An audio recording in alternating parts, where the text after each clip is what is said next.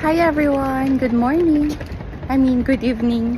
Nandito ko ngayon sa Tokyo kasi mag-check-in ako. Maaga kasi yung flight ko tomorrow papunta sa Tokushima, sa place ni Kevin. So ilang buwan na kasi ako hindi nakakapunta dun sa kanila. At ngayong buwan nga yung punta ko ulit sa kanila. Since 7:25 yung flight ko tomorrow sa Narita Airport, hindi na ako aabot pag manggagaling pa ako sa amin. Kaya nag-book na lang ako ng capsule hotel dito sa Tokyo. Para madaling araw pa lang, pabiyahin ako papunta sa Narita Airport. So, papakita ko sa inyo yung tutuluyan ko para magkaroon din kayo ng idea kung gusto nyong humanap ng mga murang accommodation dito sa Tokyo. So, lakad na tayo. So, yan. I think malapit na tayo. Uy! What's this? Free! May nakasulat free daw. Pati itong mga maleta, free. Ano kaya tong mga to? Feeling ko mga naiwan to ng mga nag-check-in. Ayan, nandito na pala tayo guys. Sa Tokyo in Asakusa.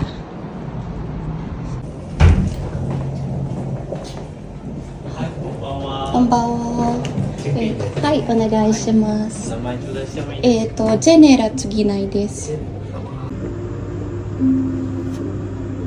はい、ありがとうございます。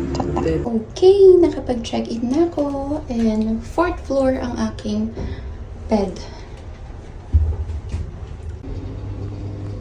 Okay.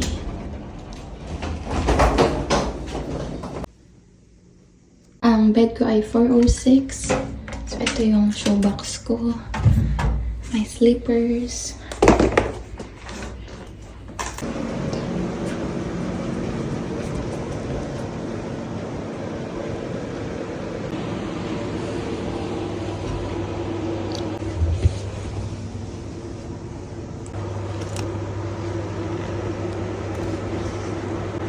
Diyan nilalagay yung mga gamit.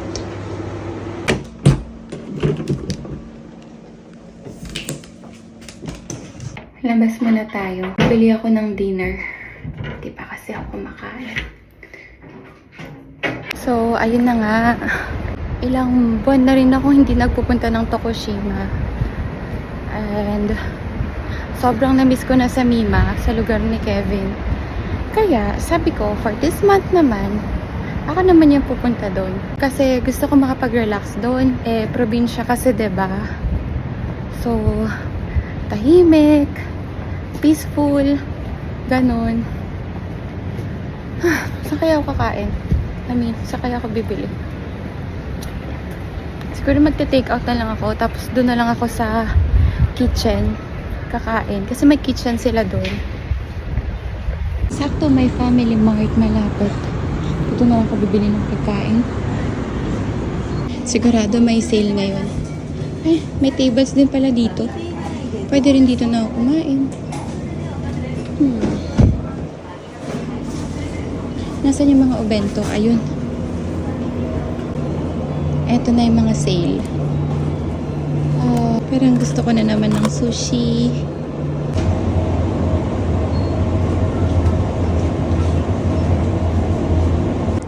Grapefruit. Ito, orange.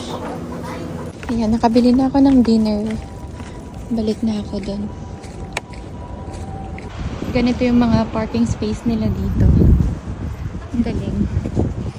Space saver talaga. Ito naman tayo ngayon sa lounge area daw nila.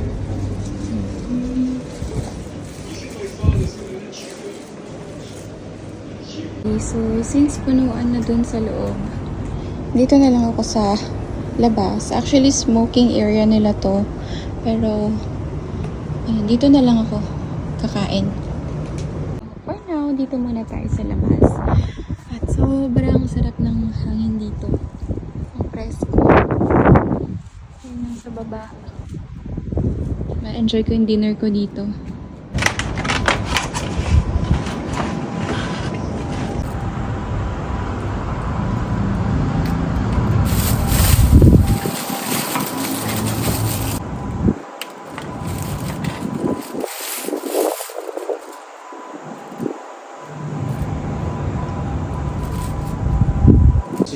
So, here meron meron silang Nespresso machine. And then, mga pangkape rin. May oven toaster. Tapos, meron ding ref. And then, rice cooker. Lahat ng mga panluto. Kasi pwedeng magluto rito. Yan, may sink. And, ayan. Yan lang naman. May mga free items din sila dito. Please set the volume with common sense. Please don't let your alarm ring multiple times. Ito yung mga free items na earplugs. Kuha tayo nito.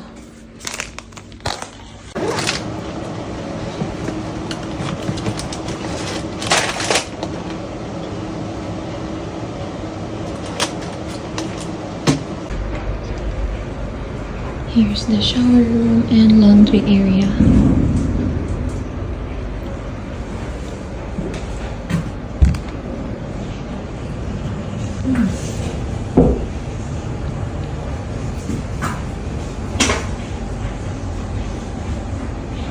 Rent na ako ng towel at saka bumili ako ng toothpaste and toothbrush kasi hindi na ako nagdala. So, 500 yen lang lahat. Kompleto na rin sila sa mga panligo. May shampoo, conditioner, at saka body soap. Yun lang, hindi free yung bath towel at saka toothbrush and toothpaste.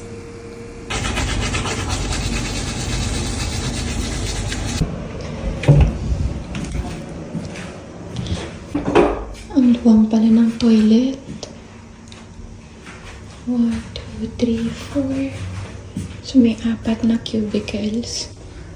Tapos, sink, 1, 2, 3, 4.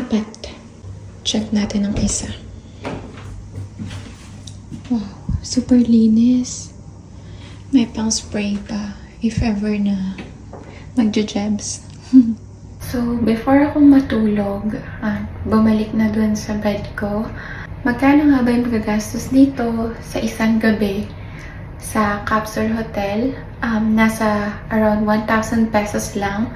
Ang maganda rito, malapit siya sa mga tourist attractions, sa mga tourist spots, ganon. Kaya, okay na okay dito. Affordable, malinis, halos kompleto na sa mga amenities. And yun. So, ayun lang.